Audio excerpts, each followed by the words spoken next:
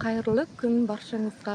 Алдарыңызда өте табиғаты сұлу, ауасы тамаша, көркем қала Орал қаласының тұрғыны Бибігүл Тимуровна. Менің дара уақыт арнама қош келдіңіздер. Өзімді сіздерге қысқаша айтып кетсем, менің мамандығым педагог. Педагог болып бірнеше жыл қызмет жасадым. Бала тәрбиеледім. Және керемет оқушыларымда қазіргі кезде өте жақсы жерде қызмет жасауда.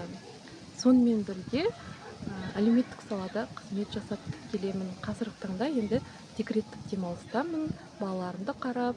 Осы декреттік демалысты тиімді пайдалану бұрыннан бері өз ойымда жүрген осы жобаға келу маған үлкен жауапкершілікпен келді. Жалпы адамның, соның ішінде әйел адамның өзіне арнаған дара уақыты болу қажет.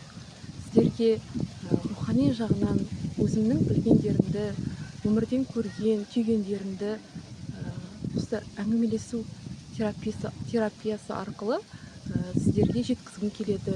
Әзірше осы әңгімелесу арқылы дара уақыт жобасын бастап жатырмын. Бұл өмірде мен көптеген адамдарды кездестірдім. Жаңа айтып кеттім ғой, басында әлеуметтік салада жұмыс жасадым. Оның мен қандай жұмыс орны екенін айтпай-ақ қояйын. Жалпы сот саласында ерлі-зайыптылардың екі жаққа кетуі, балалармен, әйел адамдардың қазіргі кезде өзекті тақырыбы қозғалып жатырған, екі жаққа кетуі, ерлі-зайыптылардың осындай салада бірнеше жыл қызмет жасап, әйелдердің жан айқайына куә болған маман ретінде менің де айтарым бар. Жалпы өсіп келе жатқан қыз-келіншектерге, сіңлілерімізге осындай қиын шақта, қиын кезде әрі қарай өзін қалай ұстау керек, не істеу керек, отбасылық құндылықтар, балалармен қандай қарым-қатынас жасау керек жөнінде өзімнің осыған дейін түйген білімдерімді сіздерге жеткізбекпін. Менің өмірімде ең осындай арнаны бастаудың негізгі түпкісі бұл менің өмірімде есімде қалып қойған оқиға, бір әйел адамның оқиғасы қатты түрткі болды. Осы оқиғаны айту үшін мен 16-17 жыл уақыт өткізген шығармын деп ойлаймын. Бұл кісі есімде қалып қойды. Одан кейін отбасы құрдық, жұмыс істедік, бала дедік, магистратура оқыдық, білімімізді шыңдадық. Осылай жүріп, көптеген уақыттарымыз өтіп кетті.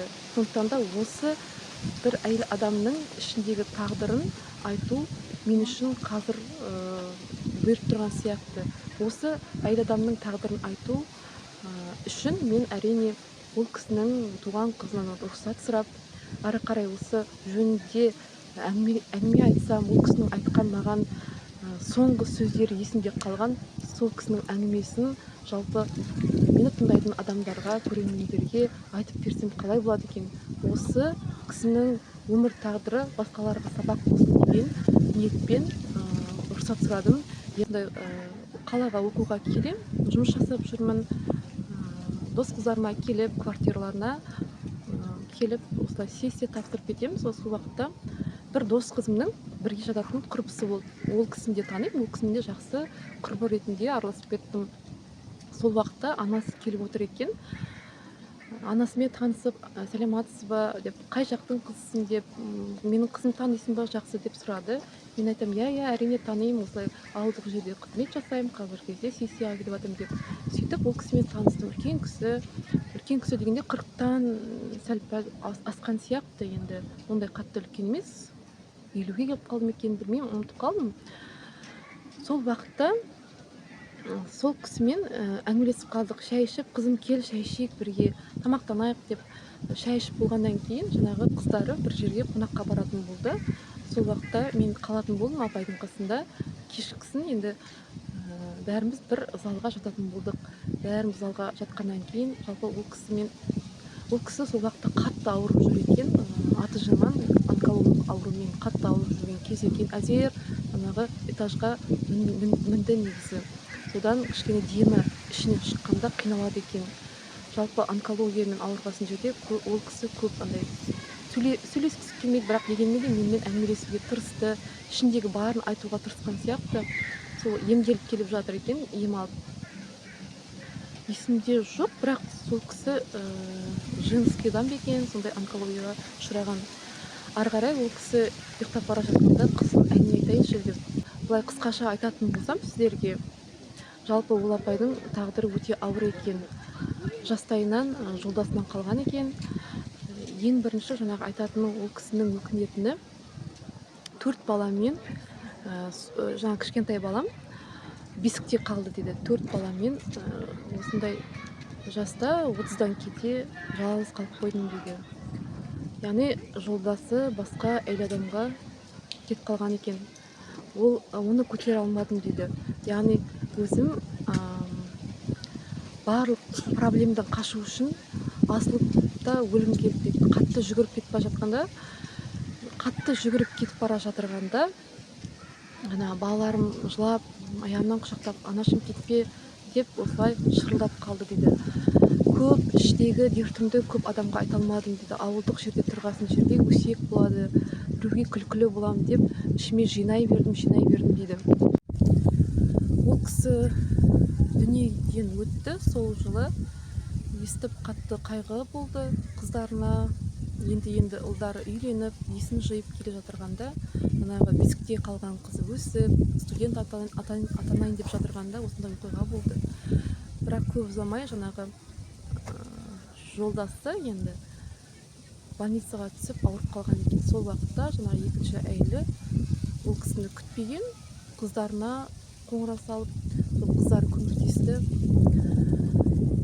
Қатты сондай өзіме көңіліме алған осындай бір оқиға мәңгі менің есімде қалды. Әйел адам күйзеліске түскеннен кейін гормондар қозып, 10, 15, 20 жылдан кейін ол осындай ауруға, яғни аты жаман ауруға шалдығатынын көп адамдар білмейміз, білсек те есімізге алмай, солай өзімізді баса береміз, жылаймыз ішімізден, қиналамыз, айтатын кісі жоқ қасымызда, ұяламыз деген сияқты. Соның кесірінен жаңағы құрбымның анасы ерте жастан көз жұмып кетті. Яғни ауру күшейіп, онкологиялық ауру күшейіп, осындай күйзеліс алғаннан кейін, шаршау болғаннан кейін, қатты ренжігеннен кейін осындай ауру күшейіп көз жұмды. Соңында жаңағы кісінің жолдасы ауруханаға түседі ғой. Ол кісіні ешкім бақпайды. Екінші әйелі де соңынан, яғни түсінсіздікпен қыздары барып қарап, сондай жаңағы жағдайды шешіп береді. Жалпы мен айтар едім, осындай күйзелісте адам өзін шаршатып алмау керек. Әйел гормондары ол нәзік, ол бірнеше жылдан кейін қозиды. Сондықтан да артыңызда балаларыңыз бар, көретін осындай әдемі кездерде қандай қиыншылық болмасын, әйтеуір бір бітетінін, ешкімге қатты ренжімей, бәрін тастап, ренішті басып, ары қарай өмір сүру керектігін әрдайымда естеріңізге алып жүрсеңдер деймін. Құрметті көрермендер, осы менің дара уақыт арнама қыз-келіншектерге арналған менің жаңадан осы арнаны бастағалы отырмын. Сондықтан да осы арнаға қолдау көрсетсеңдер, әрі қарай қалай болатынын бара көрерміз. Дегенмен де ұнап жатса лайк басып, комментарий жазуларыңызды сұраймын.